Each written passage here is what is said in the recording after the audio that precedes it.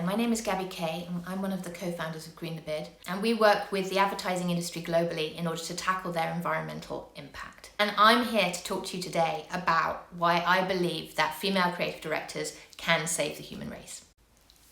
Every problem gets solved in communication. This one, and this one, and even this one. And even the problem we don't like to talk about, the climate crisis. Everyone knows what we need to do to end the climate crisis. We need to stop doing this and get busy doing this. But holy shit, we are moving slow. And the million-dollar question is why? Why aren't we stopping this? And why aren't we all over this like it's a Marvel movie in 2019? Because the climate crisis is a communications problem, and how it is mainly communicated is like this, and this, and even this. But always without clear calls to action, and often against a backdrop like this.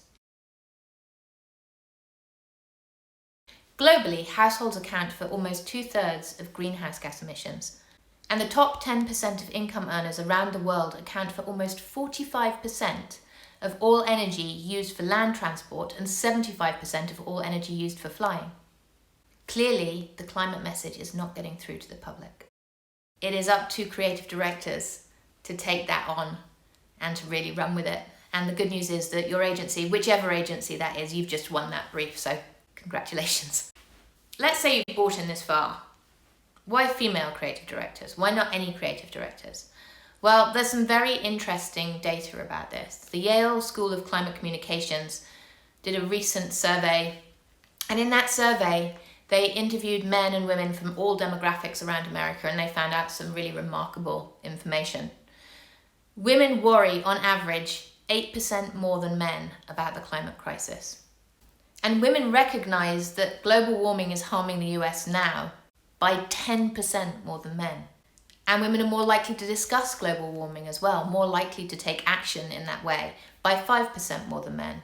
And all of this despite the fact that women hear about global warming and the climate crisis in the media 10% less than men do. So even with the remarkable situation that women are not being communicated to properly about the climate crisis, they are taking more action and finding themselves more concerned than men are. Women just give more of a shit. Why they give more of a shit, I don't know. Maybe that is something you could find out too. But without a doubt, they do.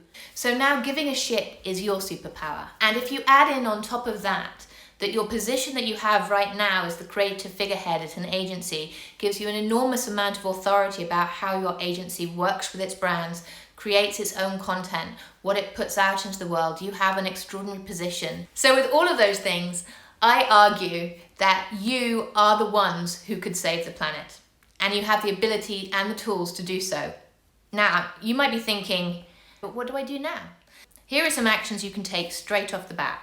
First of all, in your content, be responsible for the communications that you're putting out there. Think about what you're asking people to do and whether it is consistent with the world that you want to create. What can we do to get people really present to what the climate crisis can be? Sure, sell stuff, we need things to survive, but if you are going to sell dish soap, consider the environment you sell it in. Do people need to be in a brand new kitchen with loads of brand new conveniences in it? Or could it be a loved kitchen, a kitchen that's been around for a while? Maybe you could consider having a stove in there that was an electric stove instead of a gas one. All of these things send indications to people about what they could be rather than how they see their lives right now. If you're telling a heartwarming tale about a family, then do they have to have a lawn? Do they have to have 2 cars? Can those cars be electric? What kind of aspirational world can you sell when you are selling your product? And then process. How we do what we do does matter. Request that your agency and brand start making your production sustainable and ideally regenerative. And this is where Green the Bid can come in. Our website is packed full of resources for everyone, from brands to agencies to production companies and vendors, and becoming a member is both free and very easy to do. And also, here's the kicker, consider the carbon footprint of what you create and how you create it. Flying is a fucker. Flying for work can be avoidable. Do whatever you can to avoid baking it into your creative vision. And if there is no other way to shoot that beach bar scene, consider continuing to do it, but do it as a remote project with a local crew. Now, to be fair, I am not a female creative director, and you may be thinking it's much easier for me to say this than for you to do that. So with that in mind, I wanted to speak to someone who does this on a day-to-day basis. So I got in touch with Casey Rand, who is Chief Creative Officer at Potential Energy Coalition. Casey is a writer and creative leader who now only works on communicating about the climate crisis. Adweek has named her not only one of the 35 women trailblazers, but also one of 18 most culturally influential creative leaders and an industry icon. But despite all of that, she left a much coveted role as ECD at Droga 5 New York to become Chief Creative Officer of Potential Energy Coalition and go all in on saving the human race from itself. So thank you so much, Casey. It's wonderful to get an opportunity to speak to you about this. So I wanted to start by asking first up about what Potential Energy actually do and what your role is within that organization. Yeah, sure. What am I? Who are we? So we're Potential Energy is a nonprofit creative coalition, and our whole role is to shift the narrative on climate change and motivate urgent action. And basically born out of this idea that, there's a tiny sliver of the population that's on fire about this, and everybody else is a bit kind of oblivious and doesn't totally understand the enormity of the issue, including me 2 years ago before I started doing this. So we have over 200 creative agencies in our coalition, plus media companies, analytics agencies, and we tap those agencies to help us tap into new audiences, tell new stories, get more people kind of, for lack of a better term, on fire about what's going on. And we also have a very small internal team that does a lot of our own in-house work as well. And what is your role as Chief Creative Officer within that? So I manage both all of our external agency partners and our internal creative teams. So when we have an audience that we want to go after and we think, oh, you know what, so-and-so agency who signed our pledge would actually be great for this. So for instance, we did this thing for the 2020 elections, Vote Like a Madre, with our sister agency, Potential Energy Action. And we called the community in Miami because they're a predominantly Hispanic agency. The idea was to get Latinx mothers to pinky promise their kids they'd vote for candidates with bold climate plans. And we knew that, we internally were not going to be as, astute about that audience as they would. So we brought them on board and did this massive campaign. So I manage that. And then I also manage our internal teams who work on some of our more kind of everyday stuff, doing stuff for our Science Moms brand, and also trying to do a lot more kind of just general consulting about how to talk about climate to content creators, culture makers, etc. What have you actually learned from running all of that creative work for the last 2 years? I mean, so much. Just beyond like the science, which is terrifying. Mainly my number one thing, and this is probably such an obvious point, but humans are social creatures and their opinions are formed by the people around them, their friends and their peers and community members. And we tend to think of it as kind of something that's like ingrained in us. We're either this way or that way, or we choose our political opinions or our issue opinions, and we just don't. And I recently heard someone talk about it as though the human brain is 90% elephant, and the elephant is your emotions, and the human rational brain is the tiny person sitting on the elephant trying to make it go this way or that. And we just have this cultural narrative that that little person is in charge when actually the elephant is in charge. So for us, it's really been about getting to know people, meeting them where they're at. Like one audience is going to think and react totally differently than another audience based on the messaging. And honestly, that people want to help. Like there's such a frame out there about climate change that there's the deniers and then there's the believers. And it's such an old and dated framework. Only 10% of people are actually deniers, probably less now. Mostly it's people who are frustrated and don't know what to do, and they feel helpless, and they're just waiting for someone to ask them to do something and to understand like what they can actually what their role is in the movement. So just learned a lot about messengers and like reading people. That kind of pulls back to the conversation about the strategy piece of what potential energy do. Sure. Yeah. I mean, we have a really robust strategy and analytics team in-house, and we basically start with the map of everybody in the US. We're primarily US focused at the moment. We score them based on their persuadability on climate, and shocker, women happen to be like way more persuadable than men on this issue. So we'll choose a segment. We'll say, okay, these people seem like they have they just need a push. They can get there.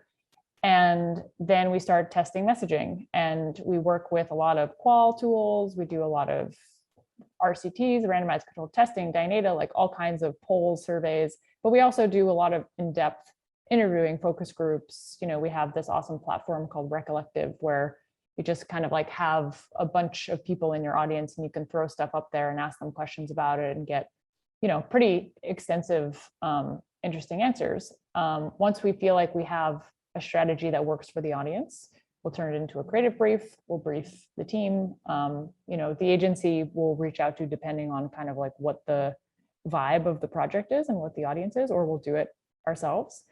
And when we're done, we test all of it. So we call ourselves a learning lab. We don't profess to know all the answers. This is such a complicated problem, and I don't think anyone who tells you they have the answers telling the truth. So for us, it's just all about learning. And with that learning, as you say, because I don't think anyone knows, I mean, obviously no one knows how to tackle the climate crisis, otherwise it would be sorted. But do you, or have you had personal assumptions about people that doing this process has fundamentally shifted for you? Yeah, I think so. I mean, my own journey on this has been kind of intense. So like, just from a personal experience perspective, my mind has changed. I knew climate change was bad and we should probably do something about it. But when I was at Droga, I ended up working on the first iteration of a potential energy project with John Marshall, who's our founder, and started reading about it and kind of like had that epiphany experience of, oh no, this is much worse than I thought it was. And the toothpaste was out of the tube and I couldn't put it back, as they say. And I heard someone say this on a podcast the other day, but that inertia is a hell of a drug. And I think that is probably the most powerful force that is working against us in the climate movement. It's not evil people or deniers or whatever. It's just, we like the world as it is, and the road ahead is very difficult, and most people don't know what's going on. So I think for me, the revelation that like most people have no idea how bad the issue is was the biggest shocker. 40% of people have never even heard the term climate change on planet Earth. 40% of people haven't heard the term. A lot of your work is specifically about inspiring people to want to take action. What have you found has started to make a difference in that space? It kind of depends on who you're targeting, to be honest. I mean, some people are just very apolitical by nature and allergic to any kind of political action. So asking them to go, even call their senators is like, absolutely not. I would never do that. So then those people, you want to convince them to talk about it with their friends and families, because the more we talk about it, the more we realize how urgent it is, the more we all start talking about it more, and it becomes on everyone's mind all the time. And I think another thing to realize is just, it's not, this idea of your personal carbon footprint, an idea invented literally by the oil industry to evade accountability for what they're doing, is now the dominant frame in climate communication. So we all are walking around constantly feeling guilty about our personal contribution to this massive crisis, when in reality, if we just made polluters pay for their pollution and, had a clean energy standard, or, in some form or fashion, just told the polluters that they've had their time in the sun and now we have to transition, this would go away fairly quickly. So I think when people hear that, they're like, oh yeah, they shouldn't do that. That is pretty bad and not that hard to fix. So I think explaining it in the right way gets people on board. And especially for the audience of this conversation, like creative directors, creatives, there is that draw to want to tell people, use your tote bag, don't get needy, don't use your plastic straw or whatever. But this group of people has like a ton of cultural power. And what has to happen is we have to have a narrative switch from, or an actual switch from dirty energy to clean energy. And if you are working for an agency that is currently doing work for an oil company, refuse to work on it. Cause a stink. Like, be that person, because what's the alternative, right? Like, on inertia, we're not going to get anywhere. And I think it's sometimes easier for people to even picture the world ending than to picture rising up and, actually saying something. So that's just my push for the industry is, push your employers. Your talent is your leverage. Like, they need you to do what they do. So you have power here. And if you're not working on an oil company, but you are working on a bank, let's say, who funds oil companies, that's also pressure you can apply. So go at it from like a systemic place and use your power. So what do you think within an agency environment are things that people could do in order to speed up those processes as well? Use your employee leverage. Like I was saying before, companies have a lot of power in this economy and this political structure, and you can be pushing your agencies not to take on clients that are accelerating the end of the world. You can also push your clients to set better targets. Even if you're working on a Walmart or a who knows, like Kraft, those companies are contributing, they're manufacturing, and they have a huge voice in the political world. So if all our famed and most beloved brands tomorrow decided like we're going way above and beyond and we're going to set targets that politics are forced to catch up with, then politics would move, because unfortunately, this is a cynical comment, but like, corporations are people in America, and they happen to be the people that politicians care about the most. So I think the idea that creative directors are sitting in meetings every day with CEOs, constantly presenting to the most powerful people in industry, is a massive opportunity. And it can be intimidating for sure to say something like that to a client, but well thought out and well researched and in the appropriate tone.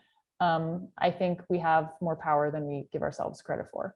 It's one of the hardest things to do, is to recognize the full extent of what we're looking at here, the enormous harm to environment, human life, everything you can possibly begin to imagine. You do this as your work every single day. At a personal level, do you think we're going to make it? I think when people ask this question, what they're really looking for is hope. Like, they're personally looking for hope, right? And whenever that happens, I like to quote my favorite scientist, Ayanna Elizabeth Johnson. If you haven't read her anthology, All We Can Save, please go out and buy it and read it. But she says, I don't know if I can swear on this, but she says, I'm swearing all the way through. Okay. She says, fuck hope. Because hope is passive, and hope is sitting around and, oh, I really hope somebody does something about this. Oh, I really hope this gets solved. And what we need is action. And hope can follow action, because the only way we're going to get out of this is if we make massive changes right now. So you need to find your place and help make the action happen, and then the hope will come. Thank you, Casey. Thank you. So remember, 1, you are a superhero who can save the human race. 2, your responsible communications are what people need right now. And 3, if your agency hasn't done it already, join Green the Bid. Thank you.